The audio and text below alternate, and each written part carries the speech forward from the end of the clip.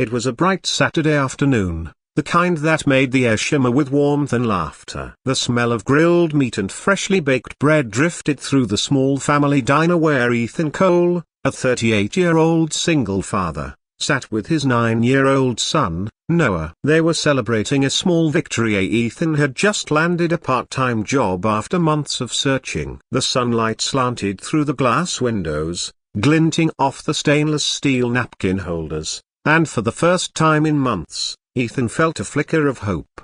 But then, something shifted. Just as the waitress placed their meals, a large burger for Ethan and a plate of fries for Noah, a soft voice interrupted. "Excuse me, a broken bar, may we have your leftovers?" Ethan turned to see a woman standing hesitantly near their table. She was pregnant, her clothes worn and stretched, and beside her stood 4 little girls, all thin, wide-eyed, and silently hopeful. The air seemed to thicken. The chatter around them faded into a distant hum, before continuing. "If you believe in kindness, second chances, and the power of small acts to change lives, please take a moment to like, comment, share, and subscribe to Kindness Journal. Let's spread compassion, one story at a time." Ethan stared at the woman, his fork frozen halfway to his mouth. For a moment, he didn't know what to say. The girls clung to the woman's dress, their eyes darting between the plates on his table and her tired face. The waitress shifted awkwardly nearby,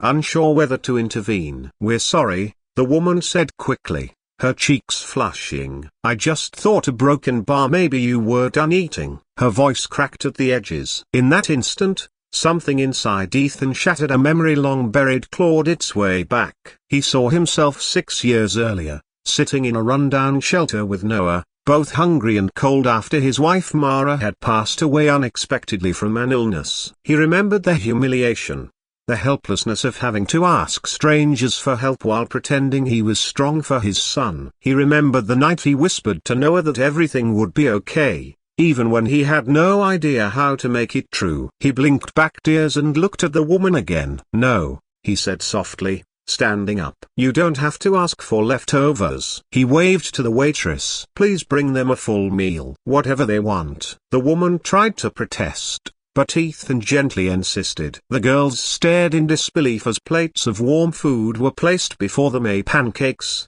scrambled eggs, chicken tenders. The youngest, a little girl no older than 4, clasped her hands as if she were praying. When the first bite touched her lips, she smiled through tears. As they ate, Ethan sat back down, his mind spinning. He couldn't stop thinking about how easily this could have been him, and how close he had come to that same desperation. After finishing their meal, the woman approached his table again. "Thank you," she said, her voice trembling. "My name is Alyssa. I didn't mean to bother you. We've been living out of our van since last month. My husband lost his job after an injury, and we are trying to get back on our feet." Ethan nodded, feeling the lump in his throat grow heavier. "You didn't bother me. I understand more than you think," he replied quietly. He reached into his wallet, pulling out a few crumpled bills, his last bit of cash for the week. He pressed them into her hand. "Use this for gas, or food, whatever you need." She stared at the money as if it were gold. "I can't accept this," she whispered, but Ethan shook his head. "Please, I've been where you are." After they left, Noah looked up at his dad with wide eyes. "Dad," he said softly, "you helped them just like that man helped us a long time ago." Ethan smiled faintly, ruffling his son's hair. "Yeah, buddy. Sometimes kindness comes full circle." That night, Ethan couldn't sleep. He lay awake replaying the encounter in his mind. Something about Alyssa's tired eyes and the way the girls clung to her wouldn't leave him. He wanted to do more, needed to do more. But he was barely getting by himself. He had just started working at a local construction yard, earning enough to pay rent and keep food on the table. Still, his conscience wouldn't rest. The next morning, as sunlight streamed through the blinds, Ethan packed an extra lunch before heading to work. A thought tugged at him, maybe he could find that family again. He drove around after his shift,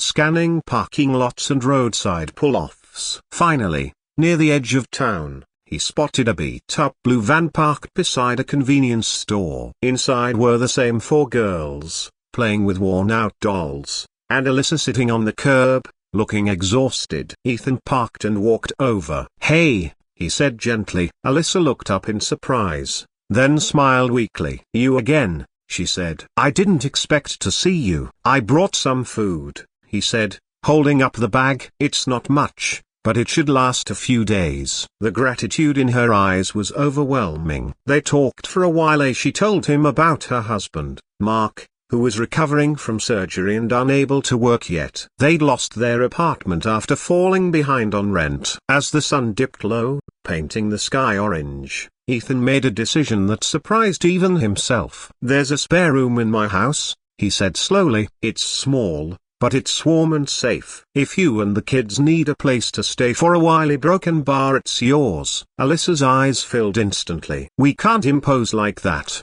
she whispered, shaking her head. But Ethan smiled. "You're not imposing. You'd be helping me, actually. My son would love the company." Within an hour, the van followed Ethan's truck back to his modest two-bedroom house. Noah ran out to greet them, grinning ear to ear. The girls giggled shyly as he showed them his room and his old toys. For the first time in months, the small house was filled with laughter, footsteps, and the sound of children playing. Days turned into weeks. Ethan helped Alyssa get in touch with a local shelter program that connected her to community support. He even used his contacts from the construction yard to find Mark a light-duty job once he was well enough. Slowly, the family began to rebuild. Ethan, too, found himself changing as the emptiness that had lingered since his wife's passing began to heal in small, unexpected ways. One afternoon, as he watched the kids playing in the yard, Alyssa joined him on the porch. "You saved us," she said softly. "We were losing hope." "I don't know how to thank you." Ethan shook his head. "You don't owe me anything. You reminded me that there's still good to be done, that life gives us chances to be who we needed once." Months later, when Alyssa and her family finally moved into their own apartment, the goodbye was tearful but filled with gratitude. Noah hugged the girls tightly, promising to visit. As they drove away, Ethan felt both the ache of parting and the quiet peace of purpose. Weeks passed, and life settled into routine again. Then one morning, Ethan received a letter in the mail. Inside was a handwritten note and a photograph of Alyssa and her family standing proudly in front of their new home. The note read, "You gave us a home when we had none. You gave our children hope. Because of you, we believe in second chances again. We'll never forget the kindness you showed, and we'll pass it on." Tears welled in Ethan's eyes as he looked at the photo. He placed it on the kitchen counter beside a framed picture of Mara, whispering, "We did good, didn't we?" That evening, as the sunset poured golden light across the yard, Noah ran up to him with excitement. "Dad, there's a man outside. He says he needs help. His car broke down." Ethan smiled softly, grabbing his jacket. "Let's go see what we can do, son." And in that moment, Ethan realized the circle of kindness never truly ended, it only expanded, touching hearts in ways unseen. He understood that every act of compassion, no matter how small, could ripple outward and change lives, including his own. If this story touched your heart, please like, share, and subscribe to Kindness Journal. Every view, every comment, helps spread hope and compassion to others who might need it today.